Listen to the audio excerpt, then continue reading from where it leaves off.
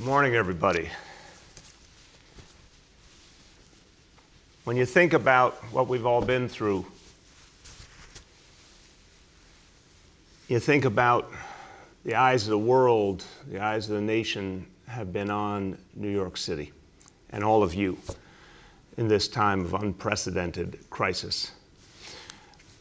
When the nation, at the end of all this, thinks about what happened here, when they try and put together the essence of what happened and what New Yorkers did, and try and summarize how New Yorkers confronted this extraordinary moment, I think the simple way to put it will be New Yorkers found a way.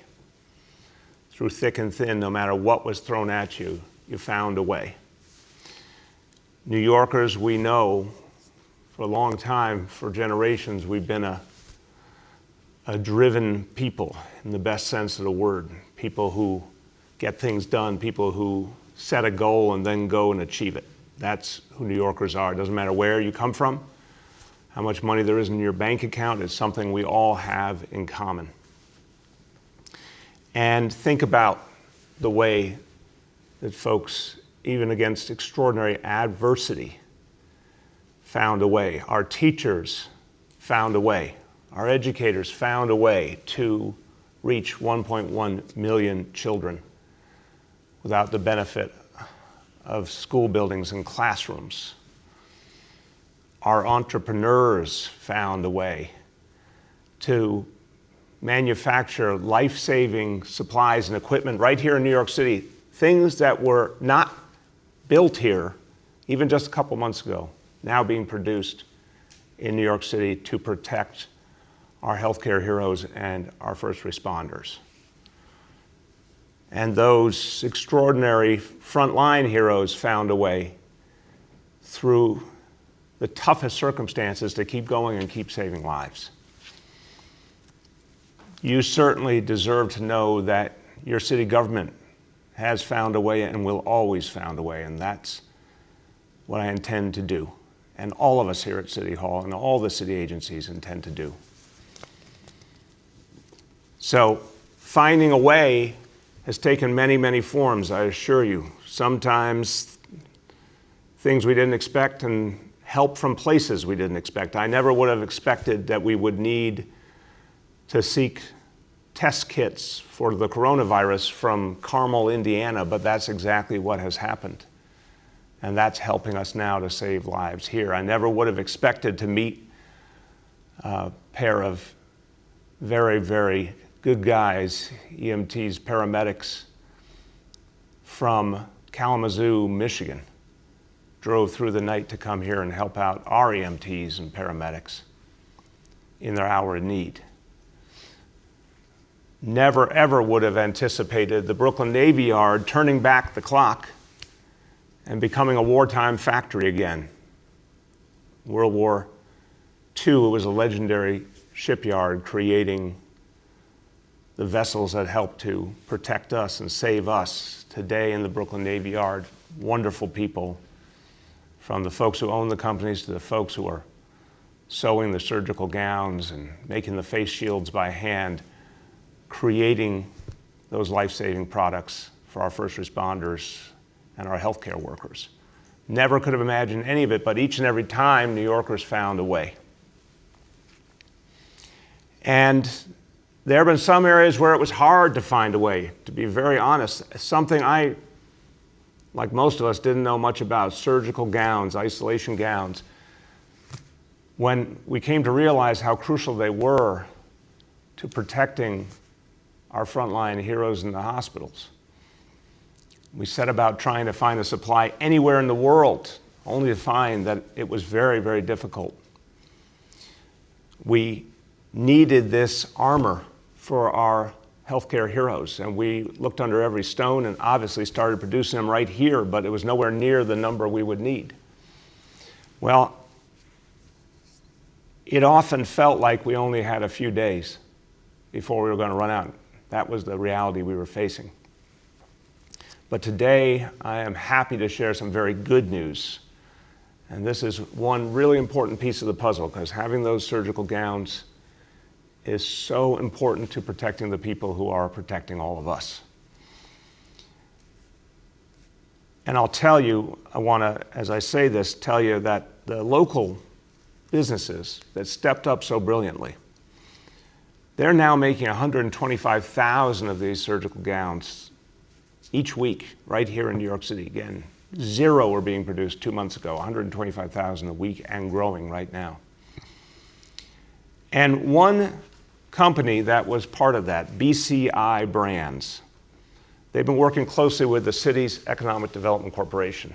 One day, not so long ago, they shared a very important piece of information with the city. They said they had a sister factory in Vietnam that was capable of much greater production.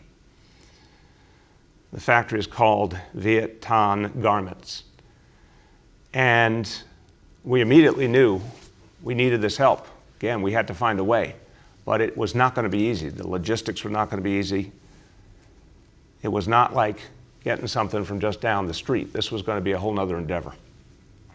And the questions were many. How would we get the massive quantity of fabric needed to create the gowns far away in Vietnam? Could we get the planes put together? We literally had to find 747s to bring these products back. Could we do it all immediately, because the need was immediate? And I want to thank everyone at the city's Economic Development Corporation, because when presented with all these questions, some of which seemed extremely daunting, the answer to each and every one was yes, and they found a way. So we now have, for the first time in this crisis, a large-scale provider of surgical gowns for New York City. Over 1 million gowns are now on their way as we speak to the city. Another 900,000 will be on their way next week, and 3 million more are being produced as we speak. We're sending fabric to the factory in Vietnam so they can make even more. Now, this is something that I have to tell you, we've been measuring our supply of surgical gowns, isolation gowns, and all the similar protective garments. We've been measuring our supply in days. That's how tight it has been, whether we could even get through any individual week.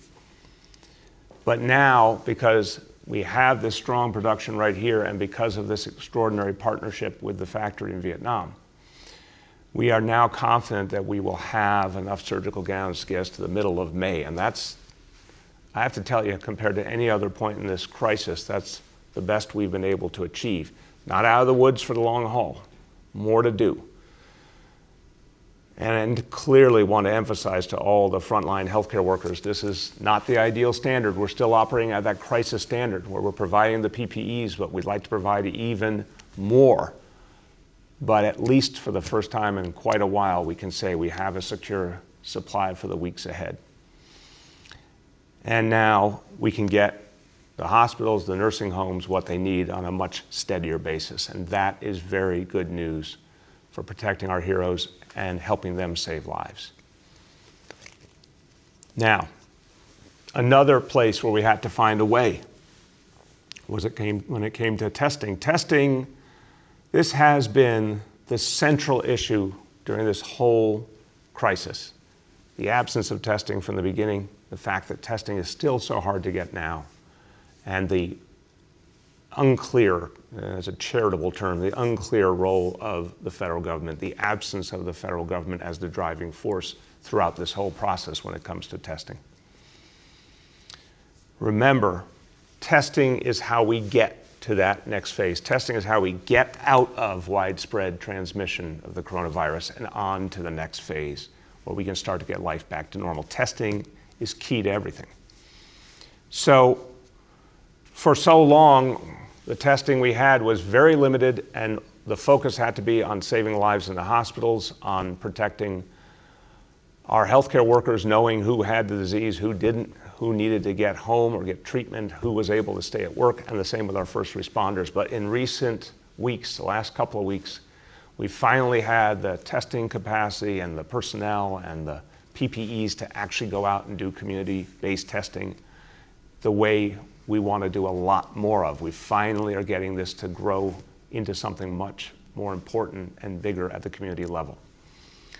So just a few weeks ago, there were literally no sites that weren't attached directly to a hospital. Now, there are 11 community sites open. 8 at health and hospitals clinics all over the 5 boroughs, 3 at New York City Housing Authority sites. And those 3 sites are now open at the Jonathan Williams houses in Williamsburg, at the Woodside houses, Woodside, Queens, and St. Nicholas houses in Harlem. So that has been a big step forward. We're now going to go a lot farther. This fits beautifully with what we have to do to build up a much bigger test and trace mechanism. So this is the first of many steps we're going to take. I'm also pleased to announce there will be new sites opening as part of this community testing initiative. 2 more health and hospital sites will open this weekend at the Ida G. Israel Clinic in Coney Island and the Dyckman Clínica de las Américas in Inwood in Manhattan. Starting next week, we will also provide community testing on a broader scale at all 11 health and hospitals, hospital locations as well. So as you can see, this is really growing rapidly, and it is the precursor to a much bigger test and trace operation that's going to grow throughout May. Again, we're here to serve the communities that are hardest hit, and we're going to be growing out from there to reach more and more New Yorkers across the whole city, every community. And I want to remind you, the first priority always is folks who are older and folks who have those pre-existing conditions, and particularly if someone fits both those categories. So more and more testing in the communities that are having the toughest time of the coronavirus that then will blend into a true citywide test and trace operation reaching into every corner of the 5 boroughs. So when you add in everything that we have planned, we'll go from the 11 sites now to 30 sites, tripling the number by the week of May 18th. So this is now really moving fast. Testing dynamics are changing. Thank God. We talked a few days ago about the self-swab test. That's going to simplify things and speed up the testing process. We still have more work to do with the labs to extend lab capacity for that test, and we need more lab capacity overall. This is still the big missing link, lab capacity and the products that go into the lab process, like the reagents. This is still where we need help from the federal government on a big scale. But more and more, since we're finding more and more sites we can use, we have more and more personnel and PPEs we can apply, we're able to use this simpler self-swab test. The expansion is really moving. So 11 sites now will be 30 sites by the week of May 18th. And we'll be able to triple the number of tests given each week. So now we're at about 14,000 tests per week. Again, getting faster the more we do it, more efficient the more we do it. By the week of May 4th, it'll be 35,000 tests a week. By the week of May 18th, 43,000 tests a week. And we want to go a lot farther from there. Now, I want to talk about the way we link up the things that we've achieved so far, getting more and more of the PPEs, getting more and more of the testing, link that concept up with what all of you have achieved by your extraordinary devotion to social distancing, to shelter in place, to the things that have been working. Another piece of this that has clearly been working is face coverings. Talked about this weeks ago when the evidence came in that it was time to tell New Yorkers everyone needs a face covering outside. I want to thank you because overwhelmingly New Yorkers took that instruction and ran with it. When the city gave that guidance initially, New Yorkers really moved fast to take it and make it a part of your everyday life. And it's helped because it helps protect everyone. And again, face coverings means a scarf, a bandana, anything you can create at home, not a fancy medical grade mask, just anything that you can create at home. A lot of people are getting, masks from a hardware store or something like that. Whatever just keeps your nose and mouth covered. People have been doing this really, really well, but we know there's some people that still don't have a face covering, need one, or some people that need to be reminded energetically that this is now a rule that everyone needs to follow. So with more folks going outside, the warmer weather coming, we want to keep limiting the time outside as always. But we know as it gets warmer, people will come out for their exercise. That's fine. Get your exercise and get back home. We want to keep people safe. Everyone needs to have a face covering on. Now, a place where you particularly have to be attentive, and I want to remind people these rules. When you go into a grocery store, a supermarket, a pharmacy, you have to have that face covering on. You have to. You have to do that out of respect for your fellow New Yorkers. You have to do that to help protect everyone. Remember, when this disease is not spreading, it's also protecting you and your family, everyone you love. That face covering helps reduce the spread of the disease. So, you need to do that. And if you don't do that, you're actually putting people at risk. And if you don't do that, we've made very clear to the owners and managers and employees of those grocery stores, those department stores, those supermarkets, those pharmacies, that if someone comes in and is not wearing a face covering, of course, it's great to remind them, hey, you don't have your face covering on, put it on right away, please. If someone doesn't have a face covering with them or isn't willing, they need to get out of the store. Let's be abundantly clear. We've said, and the city will back them up. And if the store owner or manager needs support from any city agency, including NYPD, we will be there right away. No one goes into a grocery store, a supermarket, or a pharmacy without a face covering on. If you try to, the people in the store have every right to send you right back the other way out. And we will back them up 100%. So again, really clear rules, let's all follow them. It's just for the protection of everybody. Now, again, want to make it easy for people to have face coverings. So we're going to start to give them out free in our city parks. We know it's going to get warm. We know people are going to go to the parks. Again, want people to keep some real limits on that, but I want everyone to have a face covering. Sometimes someone just forgot it at home, that we understand. Some people are having trouble finding one. Okay, we're going to start giving them out for free. So 100,000 will be given out starting this week, and we'll keep going from there. We're going to focus on parks where we expect a lot of people to be.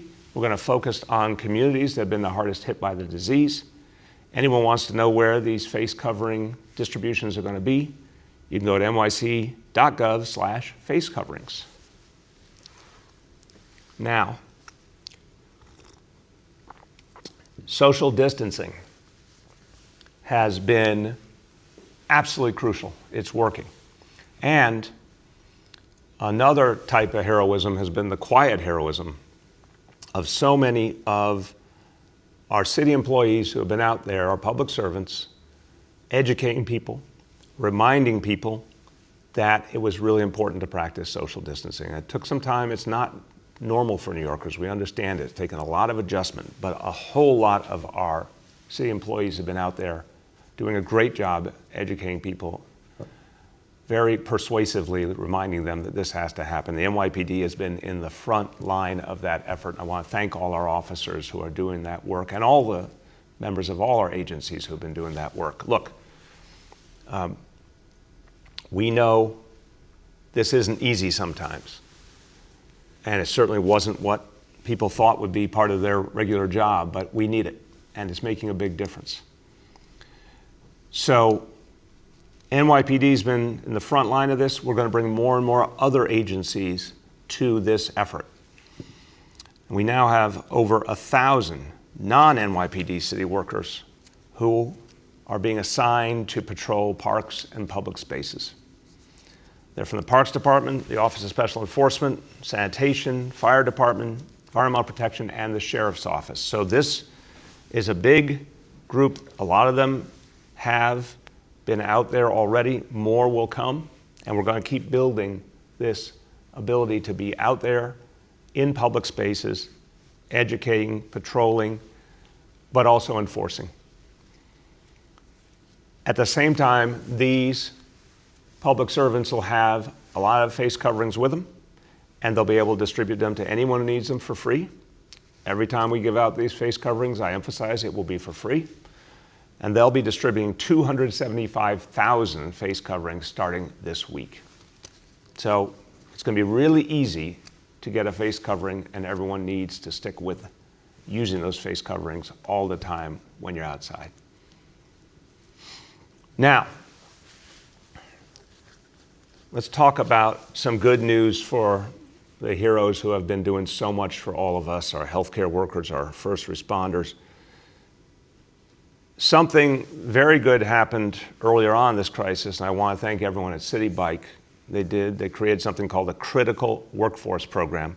They gave first responders, transit workers, healthcare workers a free month of membership, and 5,500 of them signed up and took advantage of that and were able to get around using CITI Bike. I want to say with great appreciation that CITI Bike is now expanding this to a 1-year free membership, and it will be offered to an even broader set of essential workers. I want to thank folks at CITI, which provided, and MasterCard, both CITI and MasterCard have provided tremendous support, $1 million to fund this program. This is going to be fantastic for helping people get around who need this alternative. And on top of that, CITI Bike will be expanding with 100 new stations, docking stations in the Bronx and Manhattan, including at key locations that have been in the front line of this crisis, including Lincoln Hospital and Harlem Hospital. And it will help everyone. These new stations, of course, will be open to all, and they'll give more and more options to more and more people. So that's a great, great step forward. I want to thank Lyft, which is a company that now owns CITI Bike. This is a great step forward. Thanks to everyone at Lyft. Thanks to everyone at CITI for investing in this program. And again, MasterCard as well for investing in this program. We appreciate this initiative. This is going to make a big difference. And while I'm giving some thanks out, I'd like to thank some more organizations that have, and it's just wonderful when people step up for New York City. And it really shows that a lot of people, a lot of organizations that have for a long time benefited from their connection to New York City are remembering that and honoring that and stepping up for New York City. And we are very, very appreciative. First of all, our friends at the NBA have donated over 1,000 N95 masks and 30,000 surgical masks. We thank them for that. American Eagle has donated 175,000 surgical masks. That's fantastic.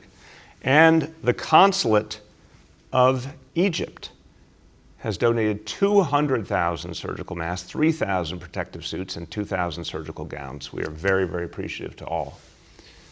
Now, that's in the category of the protective gear. There's been some other great donations. AT&T donated $100,000 to our Food for Heroes effort through the Mayor's Fund. Fresh Cosmetics has donated $205,000 worth of personal cleaning products to our health and hospitals locations and to the isolation centers working on behalf of our homeless New Yorkers. And Facebook, this is really fantastic. Facebook is helping out our small businesses that are going through so much right now. We need bigger businesses to step up to help our smaller businesses. We need philanthropies. We need all the support we can get. And most especially, we need the federal government to keep stepping up and putting real money into supporting our small businesses. But this is a great example, and we're going to be doing more and more of this to get in every conceivable source of support for small business. Facebook has launched a $6.5 million grant program for New York City small businesses specifically. And it is help our small businesses richly deserved. I want to thank everyone at Facebook. This is a great initiative. Any small business owner wants to apply can go to facebook.com/grants4business. Now, on that same note, obviously, the key here is the federal aid. And we know the first round of the federal support for small business, the Paycheck Protection Program, it did not work as planned on many levels. A lot of big businesses tried to usurp the money. It was a hard process to make sense of. A lot of businesses couldn't get their applications in time. A lot of businesses didn't have the relationships with the banks that made it easier. There were a lot of problems that came up in that first program.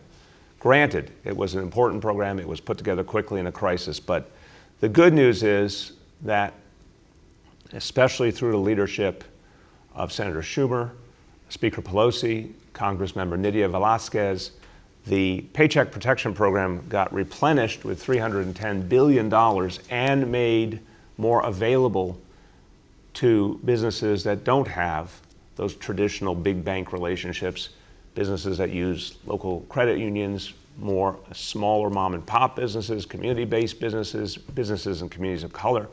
A lot was done to improve the program.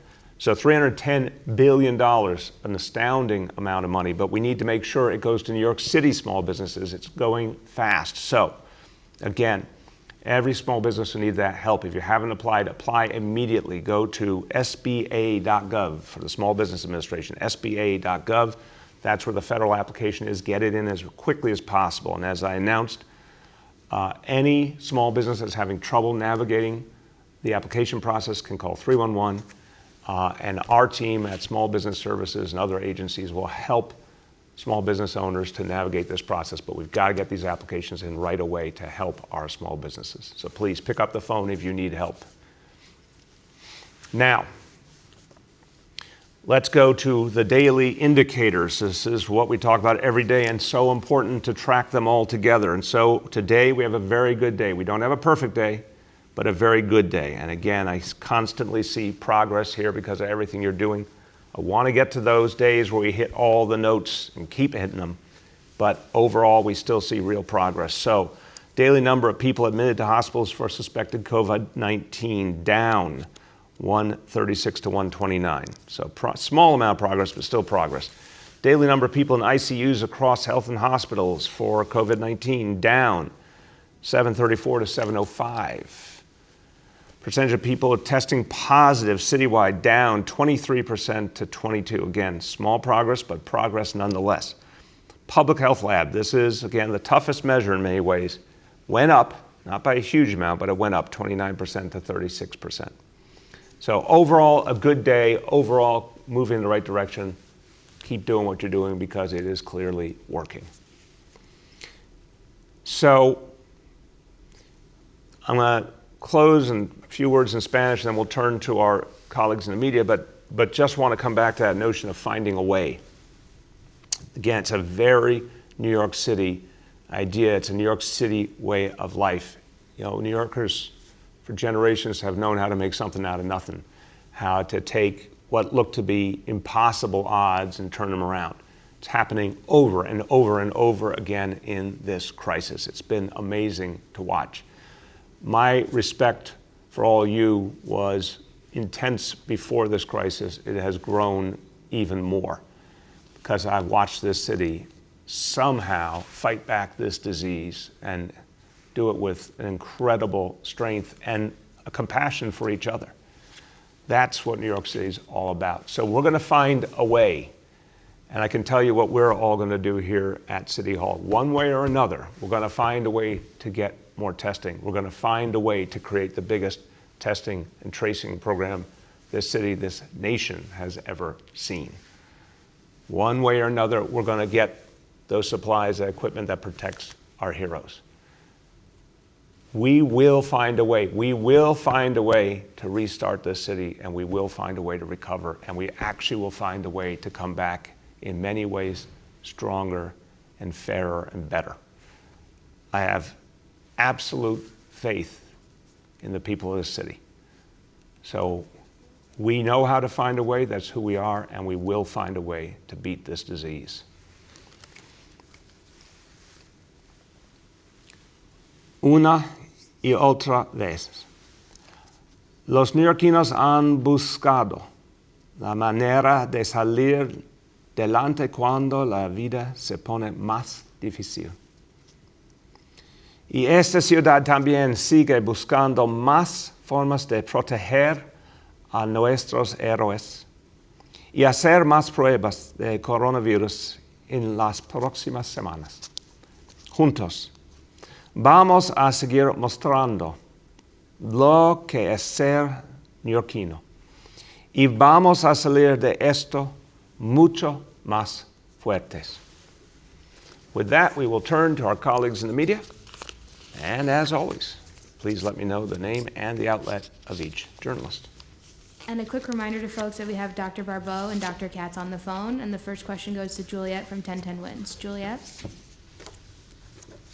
Oh, hi. Good morning, all. How are you today? Hey, Juliet, how are you? I'm okay. So I have a question. I've seen and reported a chronic rat infestation. It has been a swarm of rats coming out of the sewer and crawling on garbage bags left on the street on 6th Avenue.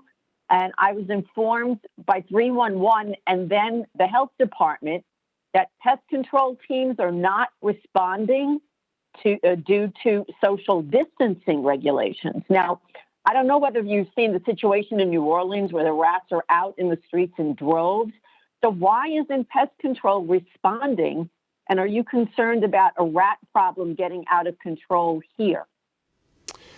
Juliet, thank you for the question. I have to say it's a very graphic question, but thank you. As New Yorkers, unfortunately, we know way too much about rats, and we are certainly not going to ever let it get to be a worse situation. We're going to fight it back. Look, in the beginning of the crisis, Juliet, a lot of the normal way we did business had to be changed.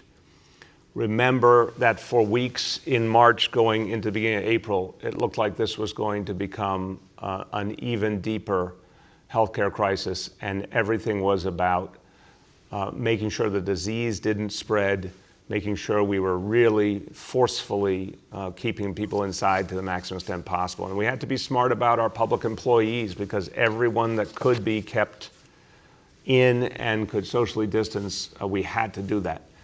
But now we have a situation that's improving. We got still a long way to go, but we have a situation that's improving. So we cannot let that situation with the rats you described get out of hand, and we will address it head on. I'll follow up today with the health department. We'll assess the right way to address that while still being mindful that we have to use only the minimal amount of city personnel while still trying to keep everyone in who we can. But we're certainly going to address that problem. Next is Andy from the Gay City News. Andy? Yes, hi, Mr. Mayor. Good to see you. How you doing, man? I'm okay. I'm 66 and overweight, but we'll hope to get through this. Two questions. You've proposed a rent freeze and renters being allowed to use their security deposits for rent, but the Rent Guidelines Board has always had the legal power to lower rents. The group Housing Justice is calling for a 3% decrease in rents, a rollback given the severity of the crisis. Might this not be the time to roll back rents?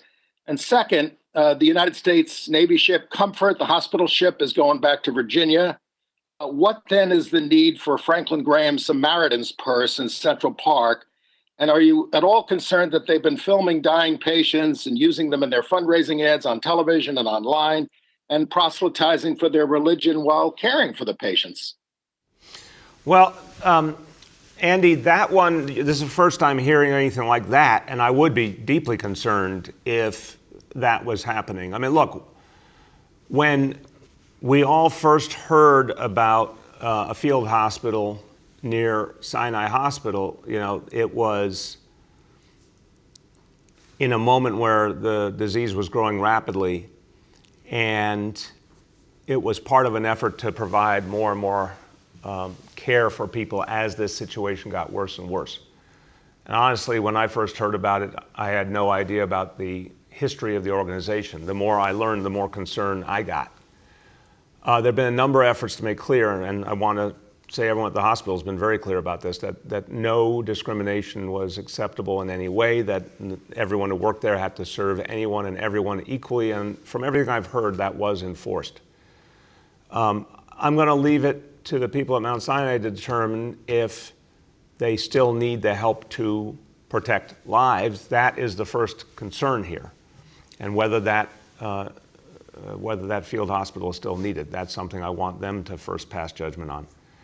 But on the question of using footage to promote an organization that clearly has exclusionary values, I would be very concerned about that. And I would ask that Mount Sinai lay down the law about that and make clear that that's not something appropriate. They came here in principle to help save lives. That is good. That is something we all agree on. But we do not want to see the experience here in New York City used in some way to proselytize for any kind of exclusionary values. On the question of the rent, look, rent freeze to me makes a lot of sense given what people are going through. The Rent Guidelines Board needs to look at the sheer totality of what tenants have experienced. It's overwhelming, it's unprecedented. The only comparison is the Great Depression. The people who are hurting the most in this equation are the tenants. I am certain a lot of landlords are going through a lot too, especially smaller landlords. I don't belittle that at all. But rent freeze is the way to go because it protects the interests of renters, but also recognizes that the buildings have to keep running. And renters need that too. So that, from my point of view, is the right balance to strike. I certainly think the Rent Guidelines Board should consider all the facts. If there's other proposals on the table, they should look at them. But I think the balanced approach is a rent freeze. Next is Julia from the Post. Julia. Hey, good morning, Mr. Mayor, and to everyone else on the call. Just two questions. One, Brooklyn Borough President Eric Adams said yesterday that the city needs to create a bereavement committee to deal with the surging deaths due to the coronavirus that would bring in more funeral directors, morgues, MEs, and clergy to assure the deceased are treated in a dignified manner. That's after police found dozens of bodies being stored in unrefrigerated U-Haul trucks outside of Brooklyn Funeral Home. And then secondly, you mentioned the ramping up of testing. I was looking for an update of New York City's homegrown testing effort, given that it's now April 30th, and you said it would start producing 50,000 tests a week at the beginning of May. Can you say what labs, universities, or other companies are involved? Yeah, that testing effort is moving forward, Julia. I'll confirm with folks. I don't have all the details in front of me now, but I got an update yesterday. It's definitely moving forward aggressively. And we will be able to confirm very shortly the exact participants in it, but they're doing good work. We'll get that out. On the proposal by Borough President Eric Adams, I think it's a good idea. Now, this horrible situation that occurred with the funeral home in Brooklyn, absolutely unacceptable. Let's be clear about this. Funeral homes are private organizations, private businesses. They have an obligation to the people they serve to treat them with dignity. I have no idea in the world how any funeral home could let this happen. The city historically does not have a direct working relationship with funeral homes. They are regulated by the state of New York. So it's not an area that we work with a lot. But again, we all have to work together to solve problems. I don't understand in this case, if the funeral home, I heard something about a driver didn't show up or something like that. Why on earth did they not either alert the state, who regulate them, or go to their NYPD precinct and ask for help, do something rather than leave the bodies there? It's unconscionable to me. So we will all work together. And I think what Borough President Adams has said is smart. Get everyone talking to each other. Bring in our clergy, who obviously bring so much perspective about what families need in this moment. So I think that's a good idea, and we'll find some way to create something like that, get everyone communicating and working together. Henry from Bloomberg is up next. Henry. Hello, Mr. Mayor. Good to see you again. I'm going to go back to the question I really asked yesterday because I think it got deflected into the problems with social distancing and that incident in Brooklyn with the funeral for the rabbi. And the question that I'd want to focus on is, how do you assess the risk to New Yorkers in trying to come back to some semblance of everyday life, whether it's playing a game of tennis, whether it's shooting foul shots on a playground, whether it's just meeting up with your relatives for some kind of social interaction. When does the city decide to give New Yorkers some kind of break, some kind of relief? And of course, overriding this whole thing is the question of opening the schools at a time when we're getting contradictory evidence of whether kids are contagious or not, whether they spread the disease. There are conflicting studies on that, whether asymptomatic kids spread the disease or not. How do you intend to go about assessing the risk and making a move back toward the life that we knew 6 weeks ago? Yeah. Well, Henry, very fair, good question, very real world question. I appreciate that. First of all, we are going to get back. The how and the when are still unclear, and the facts are not all in, and the science is still, we need a lot more scientific understanding of this disease to get to the point where I would say we are fully normal. And obviously what we all pray for, a vaccine, and even better, a cure. But I think the way you put it's important, sort of thinking about the stages, thinking about the things that might be more appropriate to do or less dangerous to do versus other things. So first of all, when I think of schools mean a lot of people in a close space. That's just the reality. This is New York City, 1.1 million kids in our school system. I saw a picture a few weeks ago of preschool in Denmark. I think they were the first country in Europe to try and bring back at least education for the youngest kids. And the picture had a big open space, a big open yard, and a few kids, and they were distanced. And I thought, that's wonderful if you're in Denmark, but that's not what we have here. We have schools, so many of them, that are just filled with both kids and adults.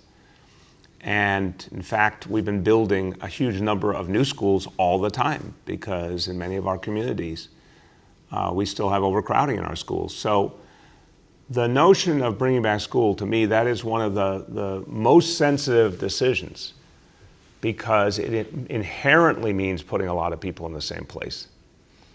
And I think it's absolutely right to say that can't happen till September. And it's going to take a lot of work to get it right for September. But that's the right goal. But on other things, like you mentioned, I think we're going to see the combination of what does the science bring, because there is always the possibility of real innovations, either new information that tells us how to better fight this disease, or the possibility, obviously, of something like a vaccine would be a game changer. So the science is one of the X factors. Our own efforts, how New Yorkers stick with social distancing and staying at home is going to have a lot to say with what we're going to be able to do, because the more they do that, the more we beat back the disease, the more we get back to normal. So it's the painful part about fighting our way through is actually the part about also liberating ourselves. We're not going to fall for these cheap slogans about being liberated. The way to liberate ourselves is to stick to the plan, fight our way through, and get to the point where people can start to resume more of their lives. So it's following the current rules, and then the testing and tracing program, which is really going to be a big offensive thrust, if you will, to go out there and change the dynamics on the ground with a much greater amount of testing, and then the tracing of the contacts and the isolation, quarantine. We do all that right, the day is going to come where we're going to start to lift some restrictions. When you think about how you lift the restrictions, then your question becomes very pertinent. Are there things you can do piece by piece? So I spent many a day as a child shooting foul shots, sometimes alone, sometimes like with one other friend, or playing horse or something like that. You think about that, you're like, oh, that'd be okay. The problem is you put back up, the rim in the net, and then it's going to be very, very tempting to kids to start to play full games with lots of kids. And then you got a problem on your hands. So we have to be really smart about it. We've talked about something like a beach. You say, well, what if we just invite a few people, if you will, and they have to socially distance? It's going to be very hard to do that and not turn into a lot of people not socially distanced. We're going to have to do this very carefully. So what we will do, Henry, is present the next stage as we're getting close to it. We're not there yet, and you can see from the indicators, we're just not there yet. But when we get close to the point we can do some loosening up, we're going to literally delineate what it's going to be. And it will be do some, a little, try it, see if it works, and then try and do more. But stage by stage, piece by piece. But even the examples you give, unfortunately, they rarely end up being linear, if you will. Something that first seems like, wouldn't that be a great individual activity?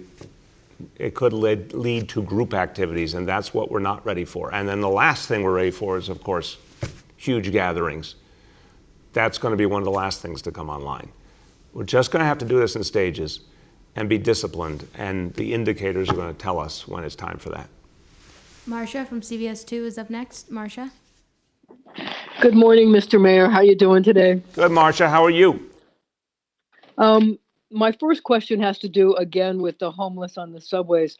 I wonder if you think that cleaning the subways every 24 hours is really the way to get the homeless off the subways, since it seems that they're just going to get back on again anyway. I wonder if the solution is to send teams of outreach workers and NYPD cops to each of the 10 end-of-line stations you spoke of every night to try to convince them to leave the subways and get into some form of shelter or hotel.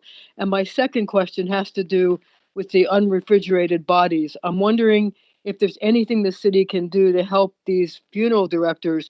I don't know whether there's anything like a portable crematorium, or you can do more temporary burials at Hart Island, but something to relieve this burden that they're all facing.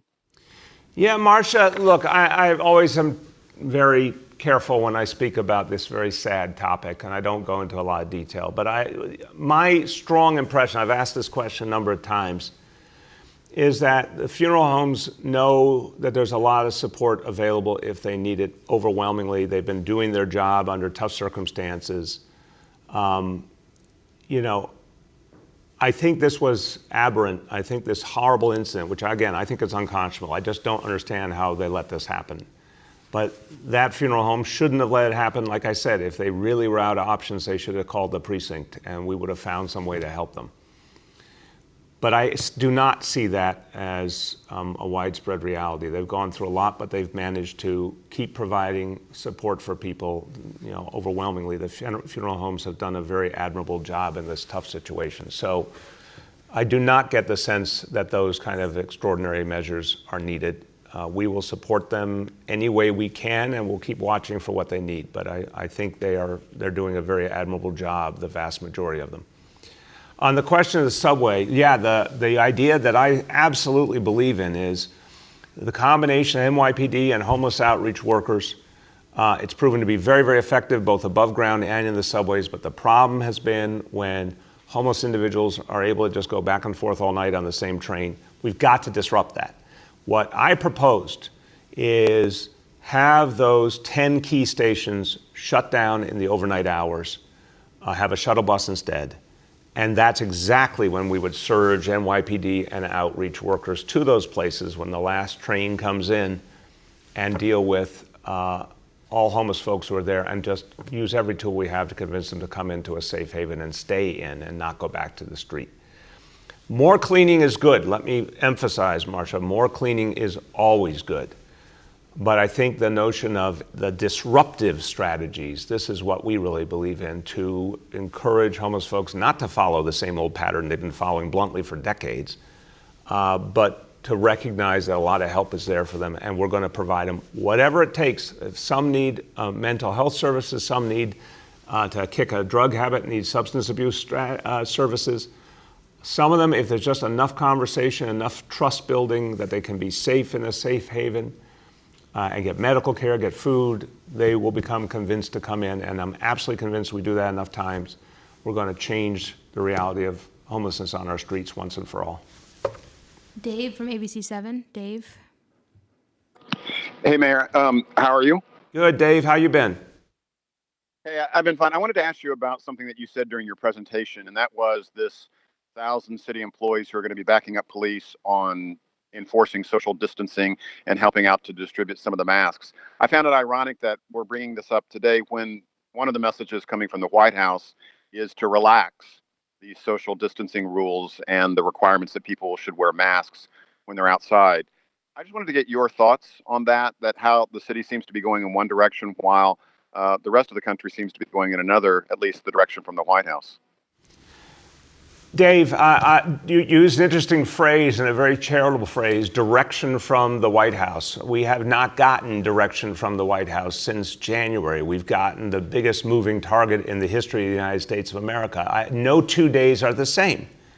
I mean, you watch the briefings and it's the magical mystery tour. In the end, it's sad, it's really sad, but it's incoherent. And the notion, the President of the United States was tweeting those liberate Michigan, liberate Virginia, all that, incredibly dangerous. So telling people, oh, open up, there's nothing to worry about, when we see the horrible things happening at the meat packing plants and the horrible stories of nursing homes around the country, I mean, what is he thinking? It's unbelievable. So here's what we know in New York City. We know we have not beaten this disease yet, and we're going to take a tough line and hold the line until we do beat this disease, because that is the only way to come back safely. It's the only way to protect people's health and safety, is to hold the line. And then when we actually do those steps towards restarting the economy, they will hold, they will work. We won't have that boomerang. Dave, that is not to say we won't have some good days and bad days. As we start to open up, we may have some setbacks. But if we're tough about it, those setbacks can be kept to a minimum and we can ultimately get to something normal again. What I fear, Dave, is when the president tells everyone to loosen up, and we're already seeing people flocking to the beaches in some of these states and congregating again, there's going to be a flare-up and it's going to set them back. But I'm also worried for New York that the more the disease starts to spread around the country, just as we're beating it back, that puts us in danger again. So no, it is no time to loosen up. There are some places in the country that have real evidence that they can take certain steps, but they should take the first step and then watch to see if it works. Second step, watch to see if it works, and always be ready to pull back if it's not working. But the places that are just saying, go with it, good luck out there, I fear, they're gonna pay a steep price. And the president is not helping with that kind of language. Katie from the Wall Street Journal is up next. Katie, can you hear us? Can you hear me? There yes. You go. I'm here. Thanks for taking my question. I was hoping for an update. I know that the city announced opportunities for people to utilize hotels for quarantine, whether it's people who are sick, have symptoms, or even just live in quarters in some of the hardest hit neighborhoods. Could you just give an update on how many families and individuals have access to this program? And just an update, I know I've heard from some people who say they don't know how to find out about this and actually access this. So if you have some information on that, thank you. Thank you, Katie. Very good questions and very important questions. And we're at a point on a continuum. So I want to tell you where we are now versus where we're going. I don't have the exact numbers in front of me. Our team will get them to you, but it's a great question because it really gets to the heart of what we have to do with testing and tracing. So to date, we started with, remember, the hotel rooms were going to be all about hospital facilities. Thank God we didn't need them. Then we focused them first on healthcare workers getting what they needed, first responders getting what they needed if they needed a place to stay and they couldn't go home to their families. Then we started opening up to families who needed a place to isolate, individuals who needed to isolate away from their family if they might be sick. Obviously, more and more trying to reach homeless New Yorkers. So a lot of pieces are now moving aggressively. Folks who have come out of hospitals but aren't able yet to go back to their families. There's all sorts of categories. What we have not had to date is that sort of central apparatus to do this on a vast scale, and that's what Test and Trace is going to provide. So, for example, the other day, Saturday, I was at the Morrisania Clinic, the Health and Hospitals Clinic in the South Bronx. Extraordinary operation. And I got into this very conversation with the doctors and nurses there about when they tested people, how did it work to get someone who needed to get to an isolation room?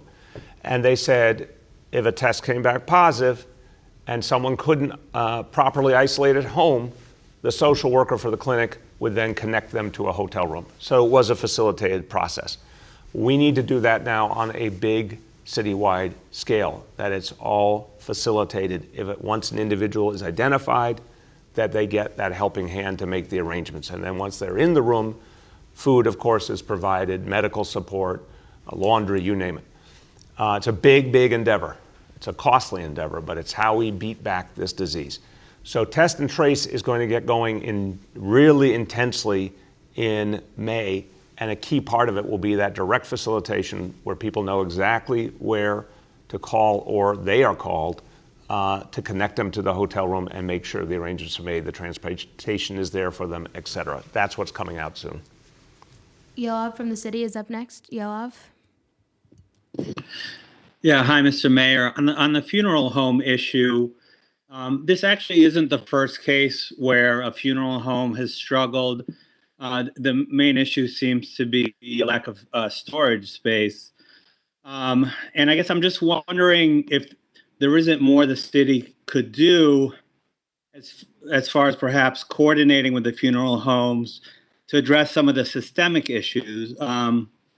If the issue is a shortage of refrigerated trucks, perhaps that's something either the city or I recognize the state oversees funeral homes, but that's something that would be better coordinated on a citywide level, perhaps, than at the single funeral home level. And the other issue is, a funeral home calling a local police precinct when they're dealing with an issue like this is not really intuitive. I guess I'm wondering if there's a more formal kind of communication, area that the city can set up so that funeral homes have kind of a known place to come with their issues. Well, Yoav, it's a fair question. Again,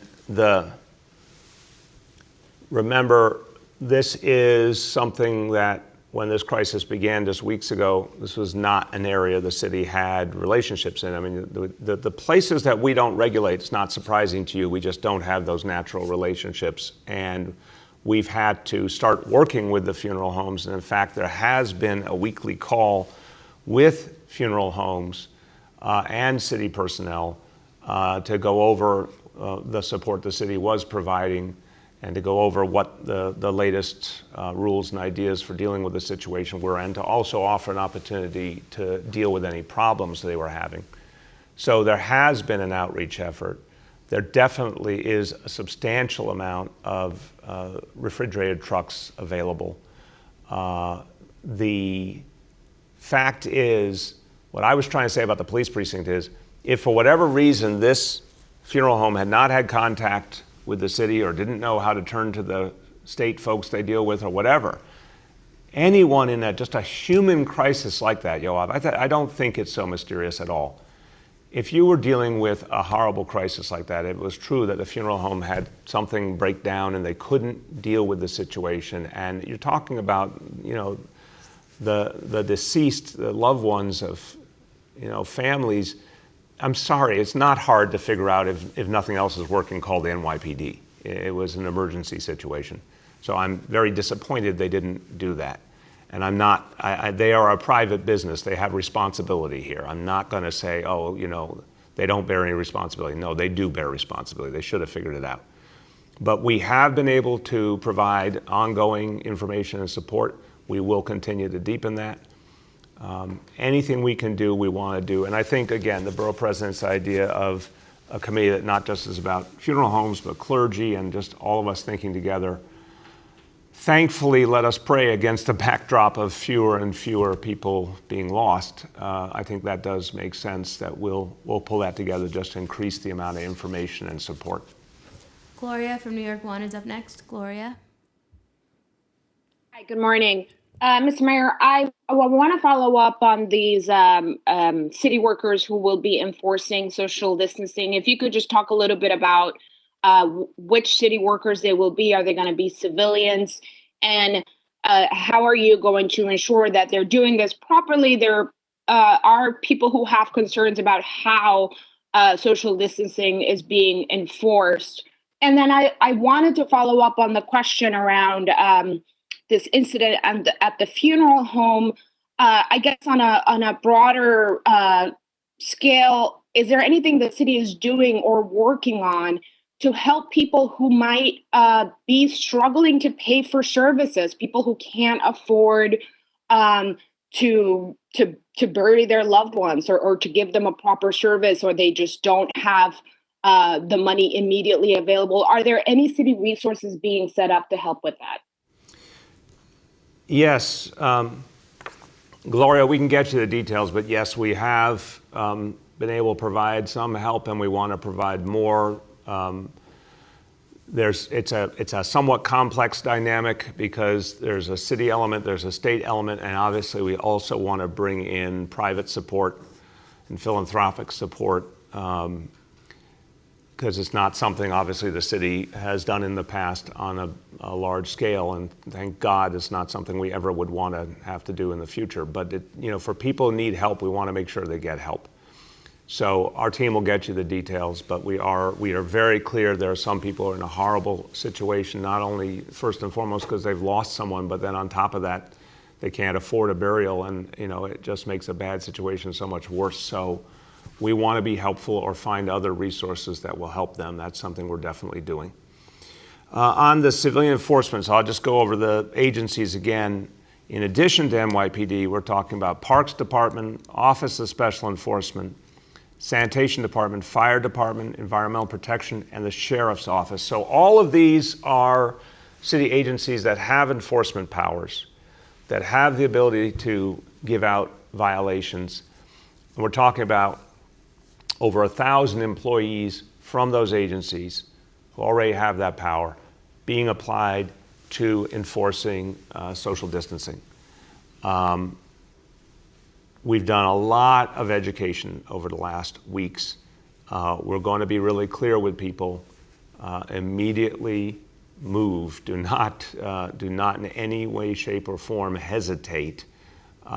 If you are not doing something right, you got to stop immediately. Otherwise, there will be enforcement and there will be violations given, period. So these workers are going to play a crucial role in that effort, augmenting all the efforts of the NYPD. And then we're going to be doing more and more to help people in the process, like giving out the free face coverings. So I think it's just constant education, making it easier with the face coverings, but then a whole lot of enforcement and showing that, at this point, it's time for people to be really clear. We have got to stick to social distancing if we want to get through this. Folks who don't practice social distancing are prolonging this crisis, and we certainly will not allow that. Anna from the Daily News is up next. Anna. Hi, Mr. Mayor. Two questions. What is the current citywide testing capacity for daily testing capacity? You said last week it was about 11,000. And then on the issue of the bodies of coronavirus victims, it's my understanding that the city is temporarily freezing these bodies, but that if a funeral home collects the body, they cannot give it back to the ME's office. So I'm just curious if there are any circumstances in which a funeral home collects too many bodies, like without realizing that they're going to run out of space, they could then go back to the ME's office and say, hey, can you please take these bodies off our hands, even though you already released them to us? Because, obviously the city is providing the freezing, so I don't understand why that wouldn't add into the dynamic. Yeah, Anna, respect the question. I know you're trying to get information legitimately. I'm just not going to answer any more questions today on this topic. I do not think this is what we should be focusing our public discourse on. I'll have the team get you the answers, perfectly legitimate question, but I'm sorry. We are here to talk about addressing this disease and moving the city forward. And I just don't know the details on the question that you're asking. On the testing, we'll get you the latest numbers. They're evolving for sure. The fact is that we are seeing some good things happen. More test kits because of the relationship with the company in Indiana, soon with our own local production. More options now that we have the self-swab method. We've seen some improvement in lab capacity, but this still remains the big X factor now. How much more lab capacity can we get going? So that ability to do more testing each day is growing. I'll get you the latest on what the daily number is. Aaron from Politico is up next. Aaron. Hi, Mr. Mayor. About the masks and the social distancing enforcers. First of all, the masks, if I understand it from the governor's order, are in fact mandatory. So are these, is the city actually going to be enforcing that you have to wear a mask? You know, I know some people don't have them, but there have been complaints about runners, for instance, just choosing not to wear them or other people just not wearing them. So if people just don't want to wear one, what is the city going to do in the absence of a fine? And then also, you said yesterday there weren't any more warnings, but you said that applied to large gatherings. I think you said hundreds, but you also said thousands. Can you specify what's the threshold for when there's no warning and you go straight to a fine versus when you tell people to disperse? And finally, what kind of face coverings are they? The cloth that you're giving out, or what are they? We'll get you the details on the type of face coverings. We've certainly used bandanas in some cases, and those the type of masks that are not the medical kind, but the ones for other uses. But we'll get you the details on that. So on the question of face coverings, I'm going to keep using the words face coverings because I want to never confuse people. You know, the N95s and all the medical grade masks, that's one thing. Face covering, again, could be something very informal, but it still does the job. I'll go over again the exact details of the state rule, but my interpretation is that everyone should be wearing a face covering when they go outside. We're going to remind people of that. We're going to provide them to people for free, as I said, in terms of grocery stores, pharmacies, supermarkets. Those are private spaces. They have every right to eject people or not let people in who don't have the face coverings, and they should do so, and we will back them up. But I think at this point, everyone should be wearing a face covering. But we can come back to you on the exact interpretation of the state mandate. The central focus here, I think your question puts it in the right perspective. The first focus is no large gatherings. But gatherings in general are unacceptable. I used the point about hundreds and thousands to say that's not even close. If you even think about that kind of size gathering, you're so far over the line, there's just nothing to talk about here. We've been at this for 2 months. Let's get real. Anyone who thinks about planning a large gathering or facilitates a large gathering or participates in a large gathering is really taking a chance with their own health and everybody else's health. So, you know, certainly anything, if you're talking 100 or above, there's just nothing to discuss. You're going to get fined. And if you resist, you're going to get arrested. When it gets lower than that, it's the same concept. In a smaller gathering, let's say it's a few dozen people, that's not acceptable either. You have a situation there that if the police or the other enforcement agencies are walking up and people immediately disperse and stay dispersed, great. You know, that's what we want. But if people try to stay together, they're going to be summoned, and if they resist that, they're going to be arrested. So those are the things, the gatherings are the most dangerous of all sizes. And then just enforcing regular, clear social distancing, which is a lot of times a reminder to people. And I think that's mainly what people need. I think the big break line is when the difference between individuals who just need reminded to, you know, get that 6 feet and stick to it versus when people have made the decision to come together in groups. That's a pretty affirmative decision at this moment in the pandemic. And that's what will not be accepted. Last two, Todd from AM New York. Todd. Mr. Mayor, sorry I missed you Tuesday night. My question being, well, the police department did a really good job coordinating with the volunteer organization Shamrim, except that they're very young kids mostly, and they don't command the same respect as the rabbis of that community. As you know, we both go back a long ways with that community, and we know that the rabbis command the respect of that community. So if the rabbis had told the people in that community to stay home, they would have. So isn't this an act of defiance? Isn't this something, did your administration speak to Rabbi Niederman or any of the rabbis there and ask them and get an affirmative answer that they would encourage people to stay home? Look, Todd, I can't give you the exact tick-tock of everything that happened. I only know what was done wrong that needs to be addressed. And I do appreciate that some of the community leaders, I believe, associated with the synagogue involved, came forward and apologized for what happened and took responsibility. I found that very admirable, and I commend them for doing that and also sending that message to the larger community. And I think overwhelmingly the community leadership, the civic leadership, the elected officials, the rabbis have sent a very powerful message throughout this crisis that people should not gather, even for religious observance, which is a very tough, painful message to have to give, but the community leadership's been very clear about it. So whatever happened here, it just can't happen going forward. And I think we've all made that abundantly clear. I think the message has been received loudly all over the city in every community, and we're going to stick to that. And Commissioner Shea said it powerfully yesterday, that everyone is being endangered, including our police officers when there's those large gatherings. But I reiterate, anyone who loves their city and loves their community and loves their own people should not participate in something that will end up killing people in their own community. The large gathering, unquestionably, will eventually lead to a loss of life. It will spread the disease, and people will die as a result. And the most likely people to die are our elders.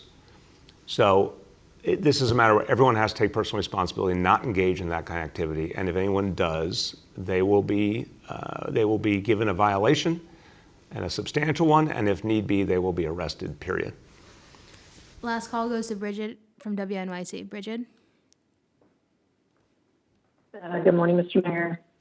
Just to follow up on some of Aaron's questions and your announcement today about the face coverings. I know it sounds like you don't know the details of what kind of coverings they are yet, but I would add to Aaron's questions, are they going to be reusable?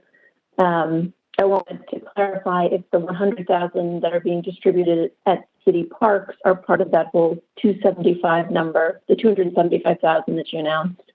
And is this a one-shot? Is this the city's going to distribute these 275,000 and that's it? Or are you looking to procure or get donations for more to continue distributing them more widely, since obviously there may be many more people who need them? Yeah, I appreciate the question, Bridget. Yeah, to coin a phrase, more is more. We are definitely going to do more beyond this.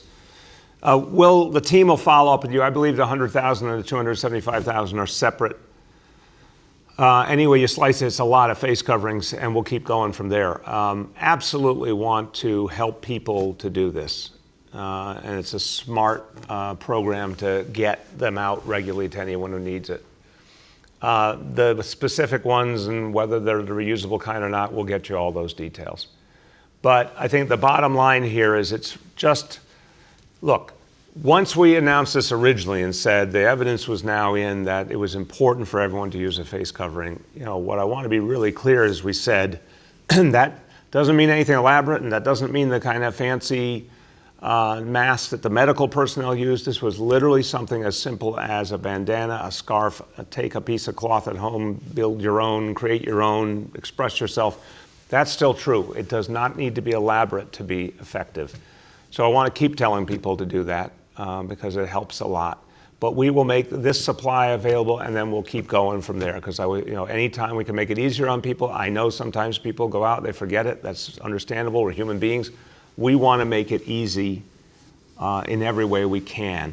But I want people to think that it's not a small act to put on a face covering. In fact, it's a very generous altruistic act. It helps protect everyone around you. It helps reduce the spread of the disease. Think about the face coverings as yet another way to inhibit this disease, which has done such horrifying things to New Yorkers. We need to fight it back, and this is a very simple, powerful way to do it. So we're going to do everything we can to help people use those face coverings. But I want to ask everyone with the people in your life, please, if you see someone not wearing a face covering, appeal to them to realize that how important it is. We'll keep sending the message, but I want people to also use their own ability to communicate and influence people and let them know how important this is.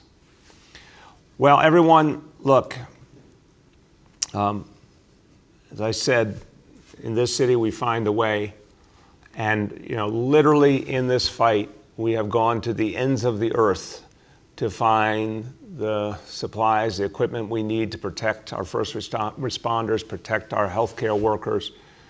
The story I told you today, all the way to Vietnam to get the surgical gowns, and then the amazing support we're getting from Indiana, from Michigan, from all over the country. Whatever it takes, we're going to find a way to do it. And I am so appreciative to everyone who has helped us, wherever they are in America, wherever they are in the world. The hearts of people all over this world have poured out to New York City. Just like we have been there for people so many times before. So there's a real love and respect for New York City already.